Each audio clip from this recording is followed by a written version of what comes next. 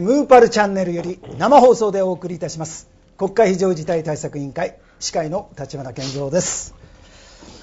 この番組は今起こっている世界情勢、そして日本を取り巻く環境、政治経済外交とあらゆる問題を通して日頃我々が知り得ない情報を皆様にお届けし、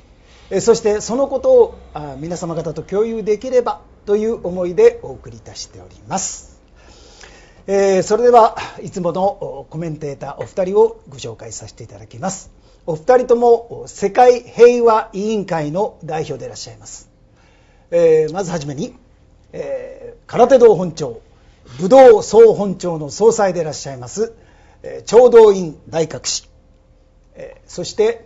国際ジャーナリストおよびノンフィクション作家でいらっしゃいますベンジャミン・フルフォードさん、いつものお二人とともにお送りいたします。ペンタゴンからの情報によりますとですね、友達作戦というのはどうも本気で助けるつもりで自分たちが、日本への攻撃だったという認識なかったようです。で自腹を割って68兆ドル億円を使って一番最初ヘリコプターとか必要な時に動き出したと言ってるんですよ。ただし同じ軍の関係者によるとそれに対してワシントンにいるアメリカ政府また別ヒラリー・クリントンがすぐさま日本政府に2兆円を請求したのよ。そのためでそれは軍がそれやめろって言った。あんな被害を受けた国にお金を請求するのおかしいという話を聞いたんで、要はワシントンにいる政治家とウォール街のマフィアとペンタゴンは違うということはペンタゴンの人間になんか言ってくださいと頼まれたから、僕は多分それ真実だと思っているので伝えてます。で私なんか例えば瓦礫がある時に、不明者の捜索はもう必要ですから、それがある程度一期間が過ぎた後ですね、例えば重機が足らないとか、あるいはその人手が足らないとかっていうあくまでも税金を使って瓦礫を処理しようということじゃなくてですね、例えば中にもう福島を除いてですね、要するに放射能がかかってないということが全体的に分かっている地域の、例えばですね、私だったら全部鉄くずに関してはタダで持って行っていいからというような、ある程度いろんな問題も起こるかもしれませんけど、それをするとものすごい早いわけですよ。それともう一つ重機がもうこれ海外のために国内の公共事業が減ったためにものすごい重機がオークション会場のところにはもう山ほどあるんですね。いろんなところに山ほど溜まってました。ああいうものを要するに市場のもう5分の1とか10分の1ぐらいでその機材が買えるわけですね。でそういうのを国がバーって抑えてしまって、でそれとその修理工場も今暇ですから、そういう人たちがみんなそれをもう一回メンテナンスすると、修理工場の人たちも仕事がある、で中古業者たちもあると、そうするとものすごい辺のところがもういくらでも重機も早くですね作業できたんではないかと。一石も3兆ぐらいできることなのに、そういう発想をやらないというのがちょっと僕は悔しかったですね。それは日本の今の政治の事態。さらにね、僕は最近気になっているもので、やっぱりね、厚生労働省、これ中曽根康弘が、いろんな薬物、要するに毒物を日本の日常用品の中に混在させる法案を無理やり通した。で僕この前化学物質の名簿も全部リスト出したわけ、別の番組で。もう証拠がある。要は洗剤、シャンプー、歯磨き粉、化粧品の中に避妊剤を混ぜてる。それは向こうが日本の人口を減らすことを命令したわけです。でそんなものいまだに日常用品の中にあるってどういうこと？それは、毒なんです。あとね、今なんか子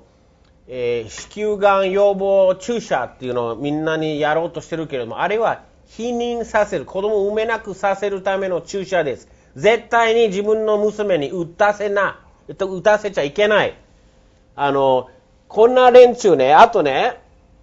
ビル・ゲイツね、奥さんメリンダ・ゲイツ、財団ね、今何やってるか、アフリカでね、銃を持って用心棒が村に入って、この避妊の注射を受けなければ殺すって言ってるんですよ。それはあの連中みんなの前でいい顔して本音は、人殺しの気違いマフィアなんですよ。その人たちを倒さなければ人類がもうどんどんダメになる。日本もそうですけれども。だからあの連中を早く権力から追い出す必要がある。特に日本の場合も、あの人たちについていく用心棒いないから、あとちょっとしたらもう全部みんなパニックって逃げるわけ。ねえマイケル・グリーン聞いてるかお前。まだ日本にいるか、早く出た方がいいよ。マイケル・グリーンの下に働いてる売国道もね、諦めなさい。あの人はね、あなたたちの敵なんですよ。あなたたち利用されてるし、バカにされてる。嘘つき野郎。ね。そういうエージェント、そういう人たちが日本に悪さをやってるわけですよ。なんか小泉の息子がね、マイケル・グリーンと論文書いて、日本人がユダヤ人に従うべきだっていうわけのわかんない侮辱的なこと書いて、ふざけるんじゃねえよ。ね。それはおかしいな話。そういうことばかりやってるのは今永田町。で官僚はまだいいんですよ。官僚が能力主義だからね、なかなか上以外はそこまで汚染されてないけど、ずっともう80年代以降は官僚叩きで、その人たちが力をなくしたけども、あの人たちがまた立ち上がるべきなんです。そこが日本の救いになると思いますよ。あと軍隊、自衛隊、ちゃんと国を守れよバカ野郎。警察もパチンコの金ばっかり考えないで、それから命令考えないで命令に従わずに、まず頭を使って電源つけて早く目覚めろ。子供が減っていけば人口が減って国がなくなり、そこへ大量の中国人が今押し寄せてくる、ね、あっという間にシンガポールのように、ね、中国の国家として独立しちゃうわけだ。もともとあれはマレーの国だった。ガーッと中国が来て、もう中国の国になっちゃうわけです。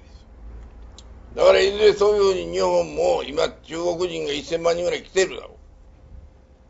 必ず中国の国になっちゃうよ、これ、このままほっといたら。そのためには日本人が最低3人は産まなきゃダメなんだよ、子供。今、すぐに。それね、簡単にできるんですよ。まず、さっき言った避妊剤を全部禁止にする。もうあんなものはね、なんで日常用品に入ってること自体おかしいでしょ。犯罪です。それすぐさま禁止にする。中曽根以前の厚生法に戻れば済むこと。もともと厚生省は日本国民を守るためにやってたんですよ。それから、年金制度、子供の数と連携させればいいのよ。3人産めば、3人分の年金もらえるわけよ。5人いれば5人分。そうすればみんな老後を考えてどんどん子供産んじゃう。今逆なんですよ。たくさん産めば学費ばかり払って老後がどんどん貧しくなる。それ、経済運営の問題。人生設計上は子供ね、女の人は10代、20代、子供を産んで、一番体力のある、一番元気な子供を産めるときに子供を産んで、30代、40代、50代、キャリアを積めばいいわけ。マーガレット・サッチャーだって20代で子供を産んで50代で総理大臣になったわけですよ。でも今は逆なんですよ。最初仕事させて、それで仕事いいところに来たところで選ばなきゃならない。子供を諦めるか仕事を諦めるかっていうもごいチョイス。これも欧米の連中の社会工学、子供を産めなくさせるための人工的なイデオロギーであるフェミニズム。フェミニズムと男女平等は違うから。これは洗脳です。子供を産まない洗脳、税金を貢がせる洗脳です。あれを作ったローカフェラ財団もね、基本的にマフィア組織ですからね。いかにみんなからお金分取ることしか考えてない。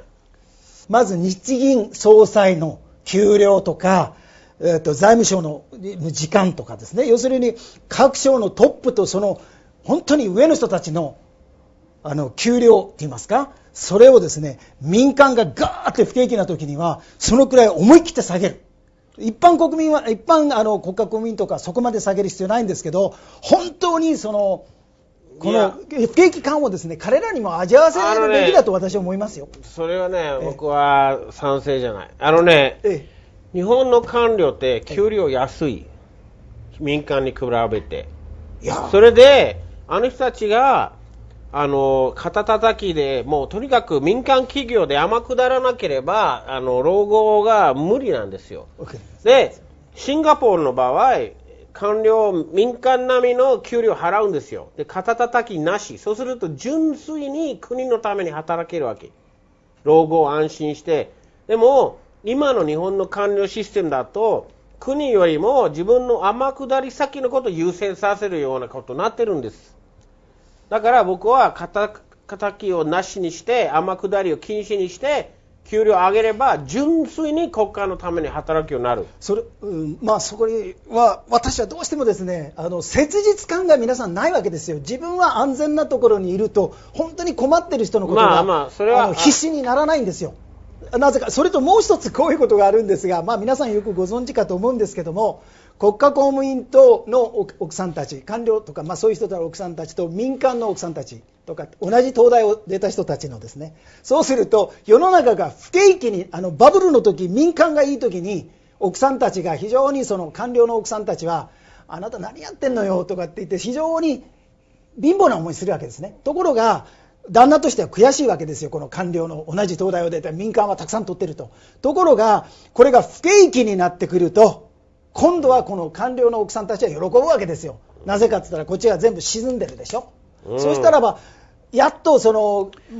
とにかく沈んでること自体が問題なんですよ。沈む理由はないはずなんです。でそこでそこの官僚の人たちの給料を同じような高い位置に置いとくと、なかなか早くこの景気を回復しようとかいう気持ちにならない。確かに人間は泳がないと沈む環境にいないと怠ける。ですから一番これ国民の生命何ですか、やっぱり自殺する人たちもたくさん出てくるじゃないですか。本当さじ加減、政治家あるいはこのトップ、総理とかその辺あたりの国のトップのさじ加減にですね、ものの考え方、行動の仕方によって人の命が左右されるわけですよ。5000人とか1万人とか増えたり減ったりしますから、ぜひとも何ですか、その辺のところ、私はやっぱりみんな切実、何かが本当に真剣に取り組むような仕組みを作らなきゃ私はいけないんじゃないかと思うんですが、アメリカはもう教師がシャブ売ってるわけだ。本当よ。いや本当はもうアメリカも教師が生徒にシャブ売るわけだ。今度は生徒が教師からシャブを買うわけ。こういうひどい国になっちゃって、だんだん日本もそうなってきてるわけ。何でもかんでもやな。売国度がそれを導入せられなくなってる。結論から言えば、選挙で選ばれた議員による政治はもう通用しないということだ。本来民主主義はいい制度だったけれども、マスコミが全部一部の密室の人間に操られてみんなが洗脳された中では、本当の民意が表明されないわけですよ。みんなが洗脳されて騙されて利用されるわけ。僕はだからね、能力成果主義、ピラミッドの上に誰でも行けるわけ、登ろうとしたら。そういう仕組みを作るべきだと思います。長い間ご清聴ありがとうございました。